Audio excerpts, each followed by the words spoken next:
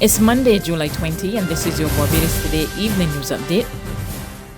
Government is cracking down on Barbadians who are deliberately flouting the island's COVID-19 protocols.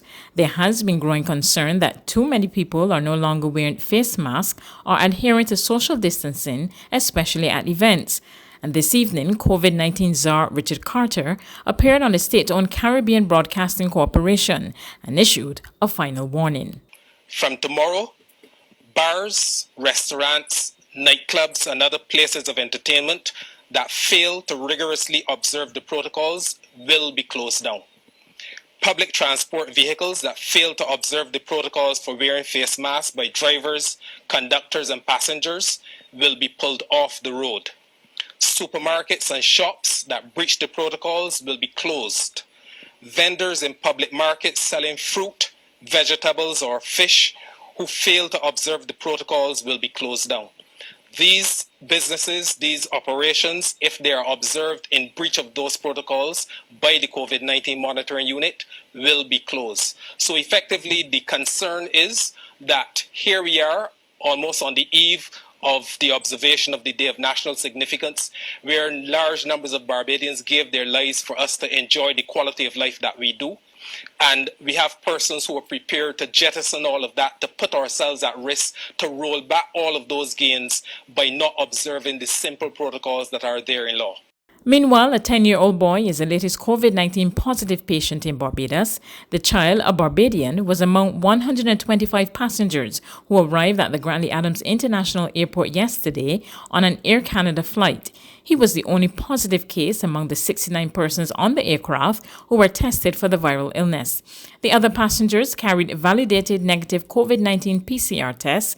There are now 106 confirmed cases of COVID-19 in Barbados.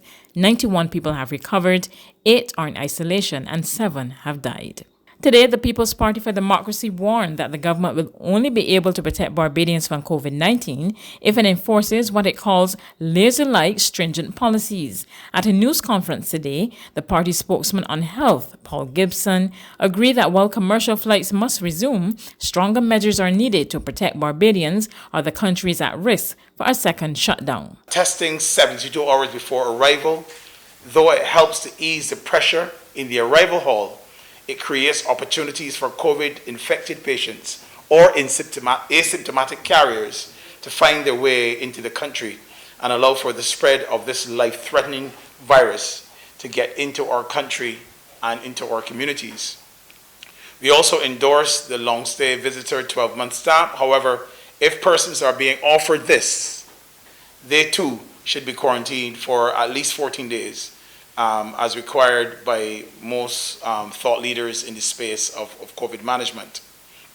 And so this is pretty much our position. We are saying that we are happy that the government has been listening to some of the proposed protocols by the PDP and that we want to encourage them to relook the testing of the 72-hour arrival before departure. And the reason for that is that we have empirical information that there are many circumstances where aircrafts take off with 148 persons on board, and 8 hours later or 6 hours later, and by the way, they would have tested all 148 persons.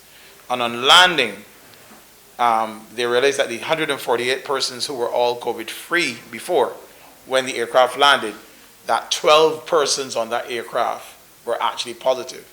The man in charge of the fund set up almost 2 years ago to assist operators in the micro, small, and medium-sized enterprise sector has rubbished claims that it has been halted.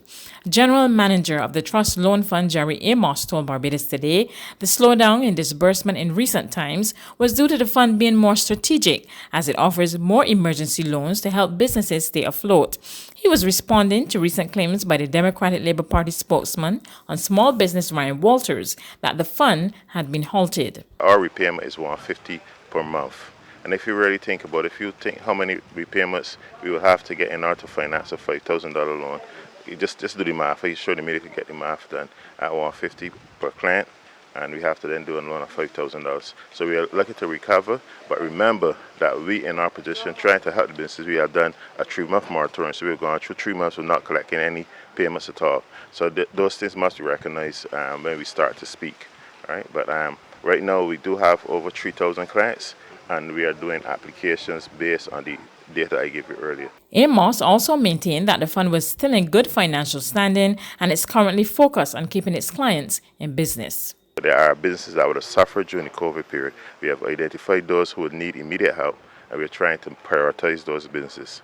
That is our aim, to keep businesses open. Some people might say, well, why are we not helping new businesses? Yes, the time will come that we will go to help new businesses, but our aim right now is to make sure that those businesses that we have in our portfolio continue to succeed. To sports now, England beat the West Indies by 113 runs to win the second test at Old Trafford on Monday.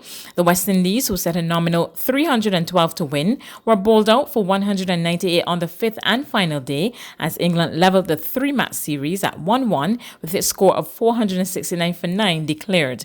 The third and deciding test of the series starts at Old Trafford on Friday. There's regional and international news after this short break.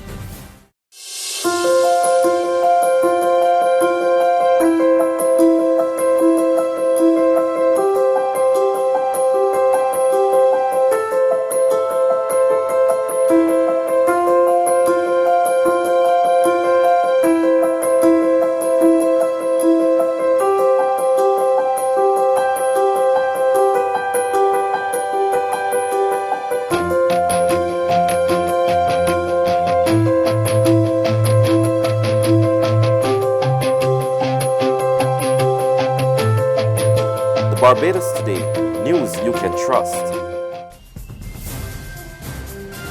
In regional news, Guyana's Chief Justice Roxanne George Wiltshire has ruled that the votes from the national recount must be used to declare the results of the March 20 general and regional elections. But the APNU-AFC's senior counsel Roysdale Ford immediately said he and his team would be filing an appeal to the Guyana Court of Appeal. More in this report. The Chief Justice Roxanne George on Monday ruled that the results of the national vote recount must be used to declare the results of the March 2 elections. She also ruled that the country's chief elections officer is not a lone ranger or a law unto his own and must do as he is directed by the Guyana Elections Commission, GECOM.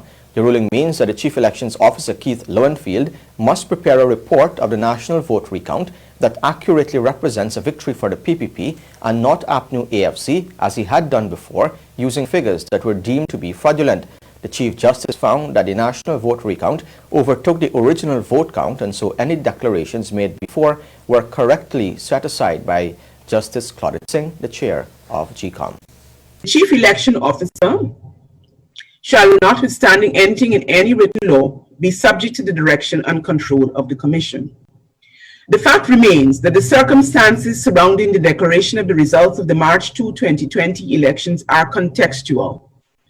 As just concluded, given the decisions of the Court of Appeal and the CCJ, the recount cannot be considered to be invalidated, at least not at this point in time. In this context, the Section 84.1 declarations can no longer be considered useful. Hence, while the CEO may be expected to act independently, he cannot be a lone ranger, so to speak. I agree with the submission that Article 172(2)(b) can be construed to mean that GECOM is not to act on the advice of any person or body external to the Commission. I do not agree with the submission that the CEO has a constitutional mandate under Article 177(2)(b). It is the chairperson and GECOM that have the constitutional mandate. On the international scene, early data from the trials of 3 potential COVID-19 vaccines released on Monday, including a closely watched candidate from Oxford University, increased confidence that a vaccine can train the immune system to recognize and fight the novel coronavirus without serious side effects. AstraZeneca's experimental COVID-19 vaccine has shown promise in its early-stage human trials. It was found to be safe and produced an immune response in clinical testing in healthy volunteers, data showed on Monday, with the strongest response seen in people who received 2 doses. The vaccine is part of a collaboration between AstraZeneca and scientists at Britain's University of Oxford. It did not prompt any serious side effects and elicited antibody and T-cell immune responses, according to trial results published in the Lancet Medical Journal. Director of the Jenner Institute at Oxford, Adrian Hill, hopes 1 million doses might be manufactured by September, but that early estimate might be an underestimate, depending on how quickly late-stage trials can be completed. If we can get an effective vaccine, we will be able to vaccinate very large numbers of people because we can manufacture this vaccine at scale. And that will allow people to get back to normal life, hopefully, after they are vaccinated. AstraZeneca is among the leading vaccine candidates against the pandemic that has claimed more than 600,000 lives, alongside others in mid and late-stage trials. They have signed agreements with governments around the world to supply the vaccine, should it prove effective and gain regulatory approval. The company has said it will not seek to profit from the vaccine during the pandemic. Researchers said the vaccine caused minor side effects more frequently than a control group. But some of these could be reduced by taking paracetamol, with no serious adverse events from the vaccine. That's news, but for the very latest, visit our website at www.barbadostoday.bb. You can also subscribe to our e-paper, email updates, or like us on Facebook, and sign up for our breaking news alerts via WhatsApp. We're also on Izumi Media and bus terminals, as well as screenplay at supermarkets and gas stations near you. You can also hear us on Mix 96.9 FM and Capital Media HD 99.3 FM.